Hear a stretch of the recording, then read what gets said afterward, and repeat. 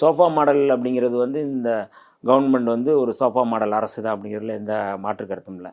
தாவேகா வந்து ஒரு sofa model அரசு தான். நீங்க ஏன்னா சொல்ற சோஃபா என்ன? இல்லை அதான் அவர் வந்து சொல்கிறாரு. அவர் என்ன காரணத்துக்கு சொன்னார் அப்படிங்கிறது எனக்கு தெரியல. ஆனால் நான் சொன்னேன்ல, திராவிட மாடலினுடைய தொடர்ச்சி தான் இந்த அரசு. சரி. அப்போ நான் சொல்கிறது சோஃபா அப்படிங்கிறது வந்து S for social justice, O for social ஜஸ்டிஸுக்கான ஆர்கனைஸ்டு.